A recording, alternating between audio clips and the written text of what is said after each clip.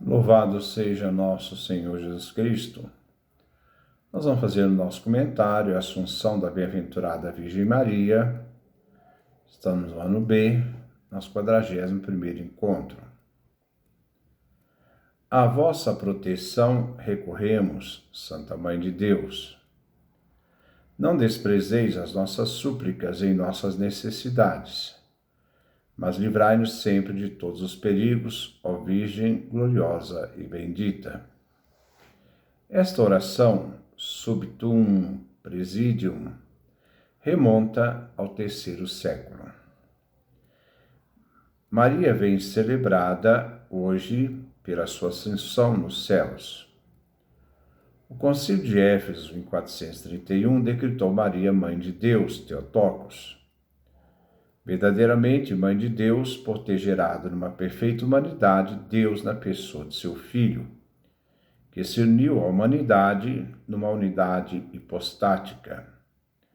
Uma pessoa em duas naturezas, divina e humana. O Concílio de Éfeso defende essa unidade do Filho de Deus nas duas naturezas, divina e humana. Mas já no ano 180, Irineu de Lyon afirma que Maria gerou Deus no seu ventre, no seu seio. Ela trouxe o próprio Deus.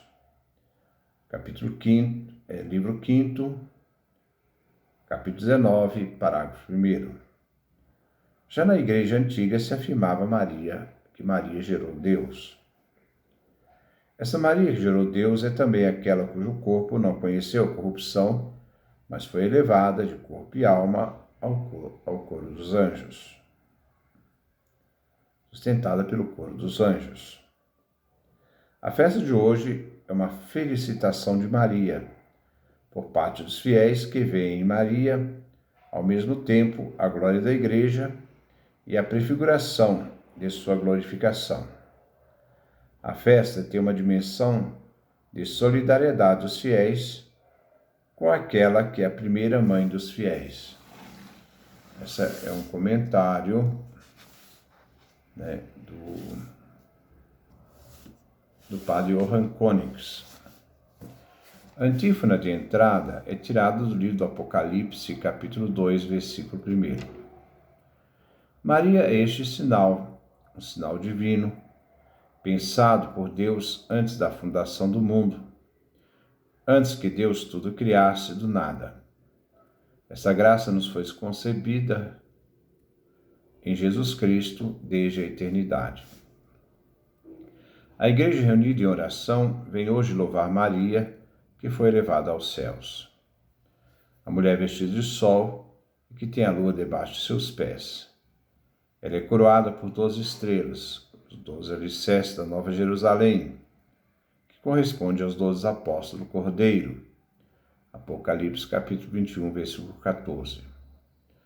Os apóstolos, além de coroar Maria, também formam os 12 alicerces da Nova Jerusalém. Hoje é um dia de festa, de louvor a Maria, pensado antes da criação e destinado a participar no céu como rainha coroada. A primeira leitura é tirada do livro do Apocalipse, capítulo 11, versículo 19, e capítulo 12, do versículo de 1 a 3, e do versículo 6 a 10. João vê uma grande revelação, um sinal divino, manifestação da vontade divina. A primeira referência é o templo de Deus que está no céu. Nós sabemos também que esse templo é Jesus, manifestação do Filho Sagrado de Deus. Destruí esse templo e em 3 dias o reedificarei. E Jesus falava do templo de seu corpo. João capítulo 2, versículo 19 e versículo 21. E conforme o desígnio divino, no templo estava a Arca da Aliança, isto é, da nova aliança, que seria instaurada pelo sangue de Jesus, que daria a si mesmo para selar a nova aliança e nos dar a salvação. Maria também é esta arca da aliança. O templo eterno será manifestado em Maria, que irá gerar para nós o templo que se fez homem. Essa mulher é uma manifestação divina, é escolhida. A mulher é Maria, que cumpre a profecia da mulher do livro do Gênesis, onde a descendência dela venceria a serpente. Gênesis capítulo 3, versículo 15. A mulher vestida de sol é a nova Eva, Maria. Ela manifesta o esplendor dado por Deus. Está vestida de sol. Ela é aquela que se veste de luz, também noturna, isto é, que tem a lua debaixo dos pés. Ela que é coroada pelos 12 apóstolos, as 12 estrelas. O outro sinal é o dragão. O dragão representa o Império Romano, que persegue e mata os cristãos, fazendo-os mártires pela fé em Cristo. Na época de João, quando ele escreve o Apocalipse, reinava naquele tempo Domiciano, que junto com Nero eram considerados os mais violentos imperadores que agiram contra os cristãos do primeiro século. O dragão é cor de fogo. A cor era usada pelo imperador e pelo exército romano, a cor vermelha. O dragão tinha 7 cabeças. Aqui lembra Roma, que foi construída sobre 7 colinas, e sobre as cabeças 7 coroas, símbolos das vitórias de Roma. O fato do dragão aparecer no céu indica a dimensão ultraterrena do mal, onde o ser humano se sente impotente. O poder do dragão é grande, onde o golpe dado pela cauda do dragão arranca 1/3 das estrelas dos reinos, profanando assim a esfera divina. Roma, naquela época, dominava 1/3 do mundo conhecido. O dragão destrói a ordem estabelecida por Deus na criação. Daniel capítulo 8, versículo 10. O dragão parou diante da mulher Maria, que estava para dar à luz Jesus Cristo. Podemos lembrar aqui Herodes, que procura matar a criança recém-nascida, o rei Messias. Mateus capítulo 2, versículos 16 a 18. Maria deu à luz um filho homem, Jesus, que como rei veio para governar todas as nações com cetro de ferro, isto é, com poder. Mas este filho subiu aos céus e elevado para junto de Deus e do seu trono. A mulher fugiu para se refugiar da violência do dragão. Deus havia poupado Maria e preparado para ela um lugar. A voz proclama a vitória de Deus. A salvação, a força e a realeza de Deus foi realizada na ação e presença e poder do seu Cristo, isto é, o Messias de Deus. Essas expressões, a salvação, a força, a realeza, também eram aclamações que se davam ao imperador de Roma em determinadas cerimônias. A leitura reflete que agora se aplica não ao imperador, mas a Jesus. A leitura reflete o triunfo de Deus realizado pelo Cristo, Messias, Filho do Deus Altíssimo, que nasceu da Virgem Maria, coroada nos céus. O Salmo responsorial é o Salmo 44, 45. É um poema nupcial para o rei e é do tempo do pré-exílio da Babilônia. Este salmo reflete a figura do rei e seu casamento. A primeira parte apresenta o rei que se prepara luxuosamente para seu casamento, versículos de 1 a 9. Depois apresenta a rainha que vem para as núpcias com as filhas de reis, isto é, o harém, fazendo o cortejo, versículo 10 a versículo 18. O refrão é tirado de uma composição. À vossa direita se encontra a rainha, Para nós, Maria, com veste esplendente de ouro de Ofir. Versículo 10 é a primeira estrofe. As princesas reais são as virgens que vivem no harém do rei, e também as mulheres que ali vivem, indicando o poder real. Neste versículo, vem apresentada a rainha adornada de ouro mais precioso e que ocupa o lugar de honra à direita do rei Messias. Para nós é Maria entronizada nos céus. Versículo 11 e 12 forma a segunda estrofe. A mulher é chamada a esquecer o seu povo. Agora ela é esposa do rei, deve viver para servir seu esposo como rainha. Ela pertence agora a seu esposo, o rei. A rainha lhe deve prestar homenagem. Versículo 16 forma a terceira estrofe. A grande festa, com alegria e canto, na entrada da rainha no palácio real. Ela vem cercada de suas companheiras de juventude e aclamada com um canto de júbilo, entrando então na casa, isto é, no palácio real. A igreja canta neste salmo a entrada triunfal de Maria nos céus, isto é, a esposa real, a mãe do rei. A segunda leitura é tirada da primeira carta de São Paulo aos Coríntios, capítulo 15, versículo 20 a 27. Trata-se do triunfo de Cristo sobre a morte, a solene liturgia onde Cristo Jesus entregará toda a obra da salvação ao Pai eterno, completando assim toda a obra que o Pai havia predeterminado para salvar a humanidade. Paulo inicia com uma afirmação de fé, carregado de certeza, pois ele mesmo encontrou Jesus ressuscitado no caminho de Damasco, Atos capítulo 9. Cristo ressuscitou dos mortos, se tornando então primogênito, primícias daqueles que morreram. O Filho Eterno, ao se fazer homem, nascendo da Virgem Maria, conduziu a humanidade, assumida em Maria, a sua perfeita obediência até a morte e morte de cruz, vencendo assim a desobediência do antigo Adão. A humanidade que morre na cruz vem redimida e Jesus traz essa humanidade vencedora do pecado e da pena do pecado, isto é, a morte, se tornando assim primícias dos que morreram, pois na ressurreição de Cristo está a nossa ressurreição, isto é, da humanidade redimida. Isto é, se em Adão, por causa da desobediência, o homem veio à morte, é também por um homem, aqui se fala da humanidade de Jesus, que vem a ressurreição dos mortos.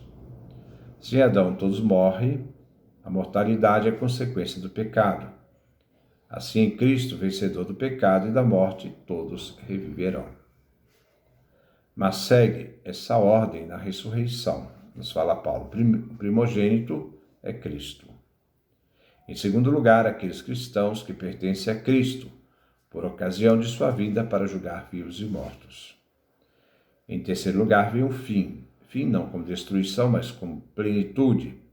Não é catástrofe, não é destruição. Quando Cristo entregará a realeza a Deus Pai, porque o Pai é princípio e fim de toda a obra da salvação. Cristo reina até que coloque todos os seus inimigos submetidos aos seus pés. O último inimigo a ser destruído é a morte, mas aqui se refere à morte eterna, que não mais terá poder sobre a criação na história e no tempo.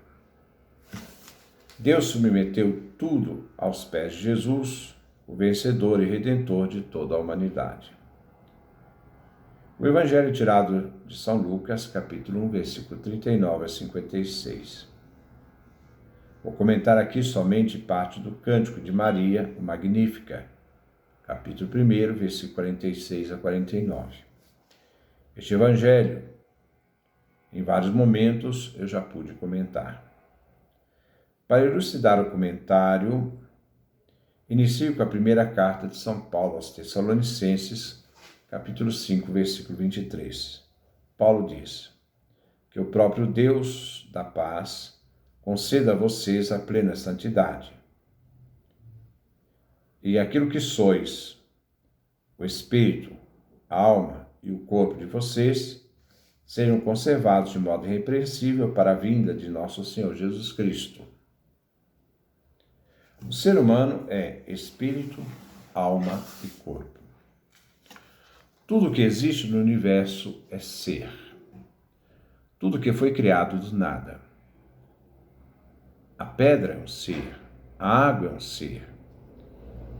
São seres que existem, mas existem seres inanimados. A palavra animado vem da palavra anima, latim, psique em grego, significa vida, alma. Seres inanimados são seres sem alma, sem vida. Existem os seres animados, seres vivos, seja de vida vegetativa, seja de vida animal. São seres que têm alma, psique, são seres viventes. Nem todos os seres vivem. Existem os seres sem vida, como a pedra, e os seres com vida, os seres animados. Alma significa vida, mas nem todos os seres vivos têm espírito. Os seres humanos e os anjos são seres espirituais. Os anjos são seres espirituais incorpóreos, não têm corpo. Os seres humanos são seres espirituais, são seres vivos, isto é, têm alma e psique, e são corpóreos. Para se ter um ser humano, precisa ter espírito, alma e corpo. Se faltar o espírito, temos ser vivente, animado, um animal, pois os animais não têm espírito. Se faltar a vida, a ânima, a psique, temos um ser sem vida. Um ser humano sem alma é um cadáver.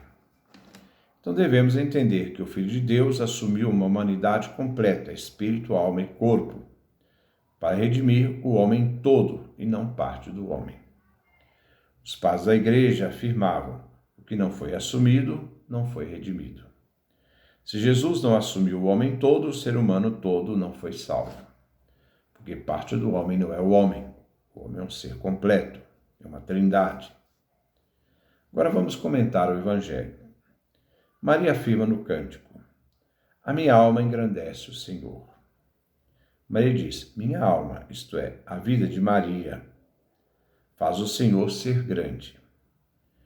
O que Deus realiza na vida de Maria faz reconhecer a grandiosidade de Deus, mas também o reconhecimento de que Deus se torna grande naquilo que vem realizado na vida de Maria, isto é, na sua alma.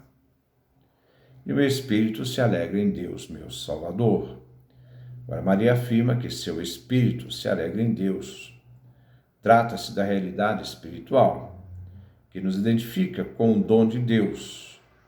Esse dom que Deus deu ao ser humano, quando soprar ruá, espírito, pneuma, significa sopro.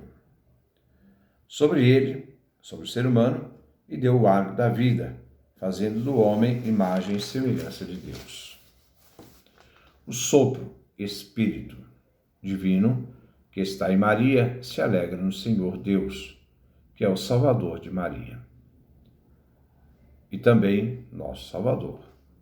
Maria reconhece a grandiosidade de Deus em seu espírito e se alegra. Porque todos nós somos possuidores de uma realidade divina, um espírito que nos foi dado e que nos faz participar da realidade divina, a realidade espiritual. Porque olhou para a humildade de sua serva. Humilde vem de humus, terra, barro. Faz referência à matéria que Deus constituiu o ser humano. Fez da terra virgem, dessa terra modelou um ser vivo. Humilde refere à realidade humana que reconhece ter saído da terra, que só em Deus encontra sentido. porque o ser humano é frágil e pequeno. O humilde sabe que a única resposta à sua existência efêmera é Deus, que lhe deu a vida e o sustenta. Maria diz que o seu Salvador olhou para a humildade dela. Ela que é serva, aquela que reconhece em Deus como seu único Senhor e riqueza, e que nada pode trocar por Ele, pois só Ele é o sentido da sua vida, é o Senhor da sua vida. Serva que não é escrava. O escravo não tem liberdade de escolha. Maria, ao dizer sim, revelou sua liberdade e adesão ao plano divino. A humilde Maria gerou o humilde Jesus. Mateus capítulo 11, versículo 29. Aprendei de mim, que sou manso e humilde de coração. Jesus humilde se refere... Jesus humilde, refere aqui a sua vida humana recebida em Maria. Ela que concebeu e gerou o Filho eterno do Pai, que nela se fez homem. Doravante, de agora em diante, todas as gerações me chamarão bem-aventurada. As gerações futuras reconhecerão o que Deus realizou em Maria e irão declará-la feliz, bem-aventurada. A graça de Deus em Maria será reconhecida no futuro por todos. Maria não é qualquer mulher ou qualquer mãe. Ela é única. Concebeu o Filho eterno do Pai, deu à luz a Jesus, o amamentou, cuidou dele até os 30 anos. Este papel nenhuma mulher fez, só Maria. Maria é feliz, bem-aventurada, por tudo que Deus fez em seu favor. Ele é o Salvador. Porque o Todo-Poderoso, isto é o Pai, fez grandes coisas em meu favor. Deus agiu em Maria. A obra da salvação e toda a graça é realizada em Maria. Ele agiu em favor de Maria em toda a sua vida. Ela que é cheia de graça, como diz a saudação do anjo. O verbo estar cheio de graça está no pretérito perfeito, que não corresponde ao pretérito perfeito da língua portuguesa.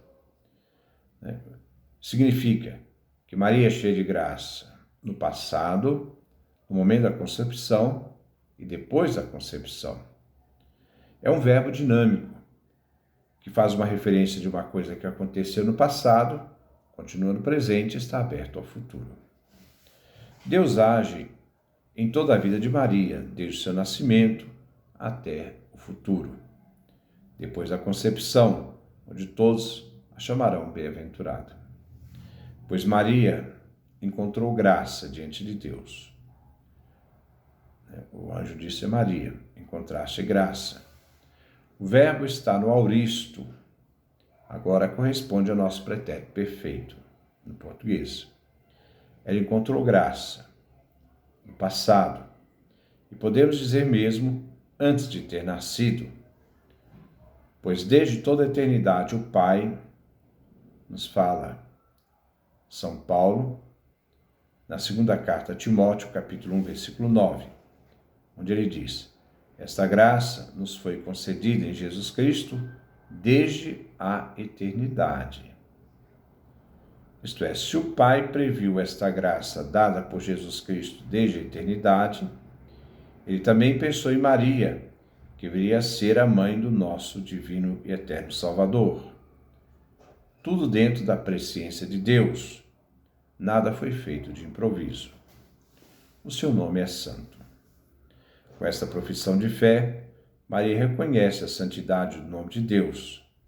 Deus Pai Santo, que faz nascer dela o Santo Jesus Cristo, e fez Maria feliz, bem-aventurada, macária, beata, isto é, santa. O Deus Santo nos santificou em seu Santo Filho, que nasceu da Santa Beata Maria. A antífona de comunhão foi tirado do Evangelho de Lucas, capítulo 1, versículo 48 a 49. Desde agora, gerações hão de me chamar de bendita. O Poderoso fez em mim maravilhas. A bendita entre as mulheres gerou o bendito Jesus Cristo, Filho de Deus encarnado. Agora a Igreja comungante se aproxima para receber o bendito fruto de Maria em comunhão. Essa é a nossa reflexão para esse dia, essa festa da Assunção de Nossa Senhora. Que Deus nos dê a sua graça, a sua bênção, sua face resplandeça sobre nós.